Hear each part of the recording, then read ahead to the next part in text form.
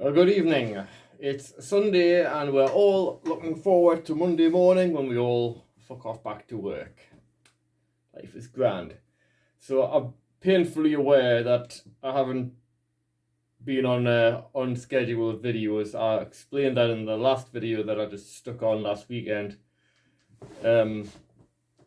Concerning that I'd been on jury service for a couple of weeks and I hadn't really felt I had the attention to give this. And then I said I might talk about jury service, and I thought since at any time anyone can be called up for jury service over the age of 18 or something, I thought I might talk a little bit about that because it would be handy for some people. I won't go into what the case was about. For a start, I'm not allowed to, and for another, I don't want to. So that covers that basically. I wouldn't feel it was appropriate either, frankly, even if I was allowed to. And so I got the letter. You're on jury service from this date to that. So I'll just keep the bloody camera, haven't it? Yes, and then so I turned up. My expenses were paid for. If I took public transport, paid for your fuel, but not your parking. Turned up at the Crown Court. Went into a room up a flight of stairs. Got searched and all that. It was quite interesting. And then we had to sit around and wait for a case. And to wait for a case, you've got to wait for a courtroom. And for the first day, we literally did nothing but twiddle our thumbs. And that was a bit awkward. Obviously, at the time of this, it's COVID time. I don't know if people will be watching this in a couple of years, but it was, it's still COVID time, so people had to sit apart, and there was screens everywhere. So you can't just like, hello mate, where are you from?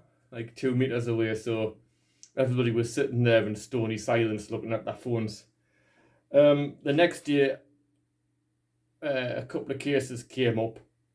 And that was the one when I got called up for a case. We're all very excited because everybody was like, oh God, give us something to do. And then we got marched into the courtroom, and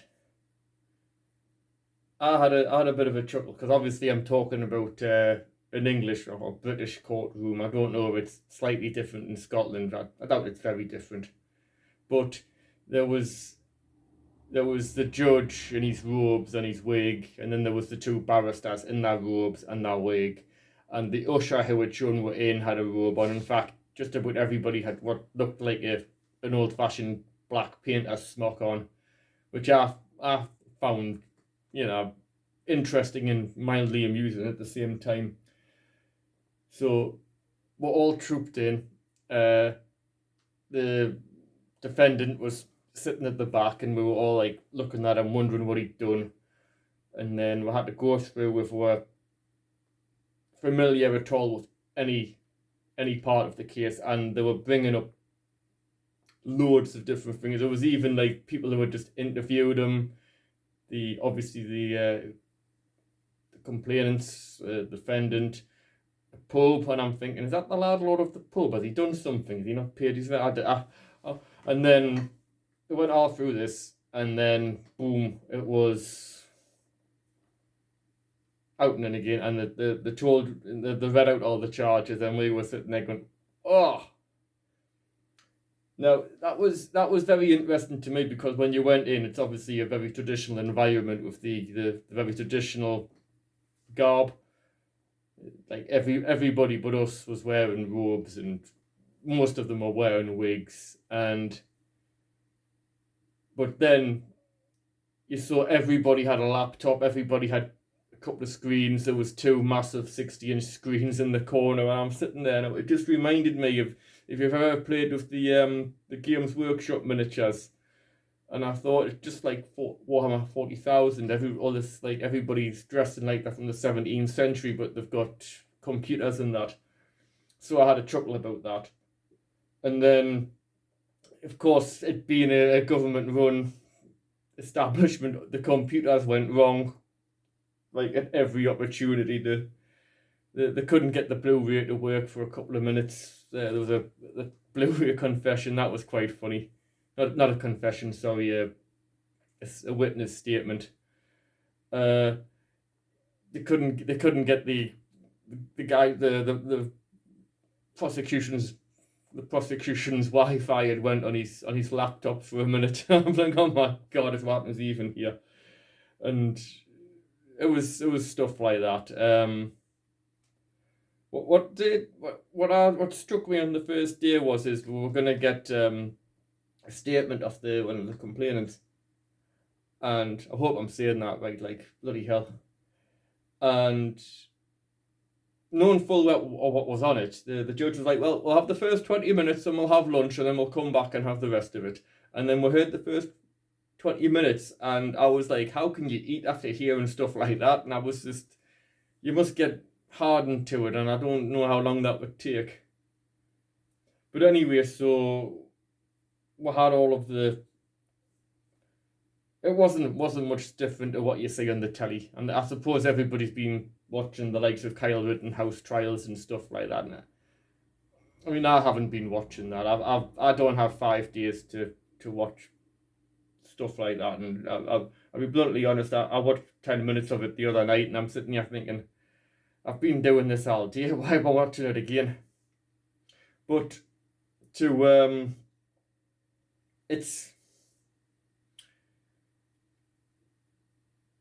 was quite harrowing, even if they were making it up. You obviously didn't feel like they were making it up at the time, and I've got to say maybe they were making it up, because they might have been. You can't just say, oh, they weren't.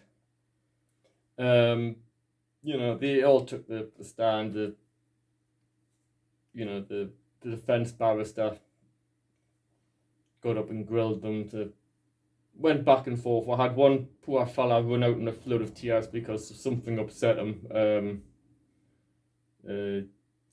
That was we were just like a row of eyes at this point. We didn't know where to put ourselves, and we hadn't been allowed to remove our masks, and with the normally you got the jurors box, and it extended this and put a couple of like little mobile sort of desks out so they could get more people in a distance, and you were sitting in this little box. And never until that point did I ever have trouble breathing with a mask on. But when I was sitting in there, when I had the mask on, I wasn't struggling, but I did feel harder to breathe, and I was like, ugh. So possibly because of the nature of it.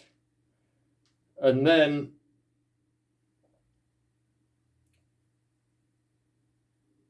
it was quite odd. I mean, I was impressed with the judge, I'll have to say that.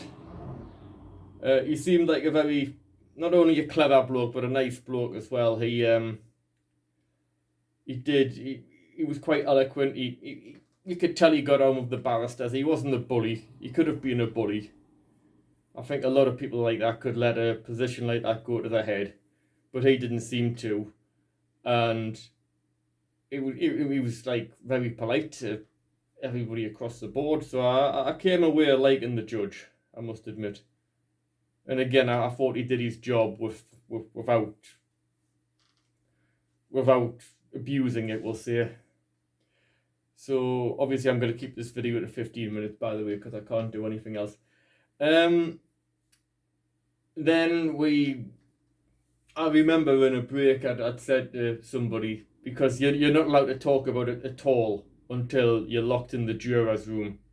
You're not allowed to talk about it in ones and twos. You're not allowed to tell your family or friends or your mates about it. I found that difficult because, as you can tell with what I'm doing now, I'm a bit of a talker. And I did find that very difficult because it took a while for it to come around. We got sent home one day because there was the trial couldn't be held because of a medical condition from somebody in the courtroom. I don't know what. There's a few theories flying about one of the barristers, but that's just nattering. And it was quite interesting because we got all the evidence out the way with, and then lo and behold, it was Friday. It was Friday afternoon. He just says, "Get yourselves away home, and you can start the jurors debate on Monday morning." So I confess I broke all of my drinking rules that weekend, and I was hammered. I really was. Then we got in at the statements on the Monday, the last two statements, and the instructions from the judge. Again, he was very eloquent and we knew exactly what he said. And the thing that stuck with a lot of people, myself certainly, was the it wasn't if you thought the guy had done it. It was if you're sure he's done it. If there was a 1% doubt in your mind, then you have to say not guilty. And that got me to thinking, they don't say innocent, they say not guilty. And I don't know if that's deliberate, but it stayed with me, that. And it stays with us till I sit here now, to be honest. I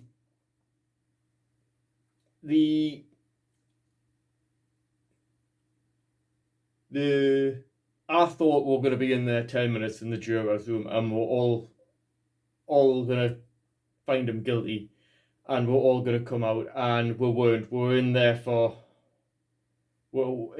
nearly 9 hours, spread over 2 days. I found it interesting. Before we got started, a couple of people, one person in particular,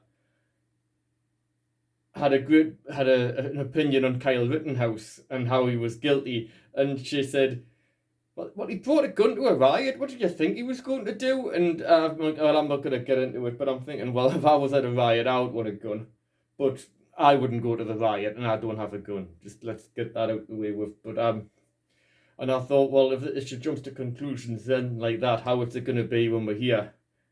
And I'd resolved before we went in that it just says I'm probably going to cast my vote in this fashion, but I feel I'm going to have to try and at least leave people to look at it impartially, and I found I didn't have to. Obviously that's why we ended up in there for 9 hours. And it was a difficult 9 hours. There was a few very upset people. I think the main thing is everybody felt something may have happened, and we're pretty sure, but nothing could be proven. We couldn't say without doubt, most of us couldn't say without doubt that something hadn't happened, and we couldn't meet the parameters the judge gave us. And we did go over, and at one point, there was a clever bloke in there. He was a doctor in his day job, and he was quite eloquent and quite intelligent, and but not an arsehole with it, which impressed us.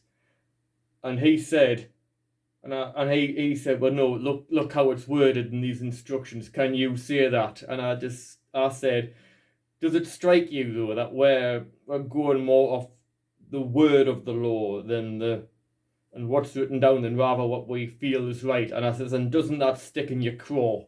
And he says, it does stick in your craw a great deal, but we've got to do it like that." And I've come away more convinced than ever that is perhaps not the right way, but the best way that you can do this. You've got to have 12 completely impartial people in a room to decide these things. And I felt we came to the only conclusion we could have. And I don't know really if I want to go into that anymore. I'm coming up to 15 minutes. I might do this again, but until such a time, look after yourselves and have a good week.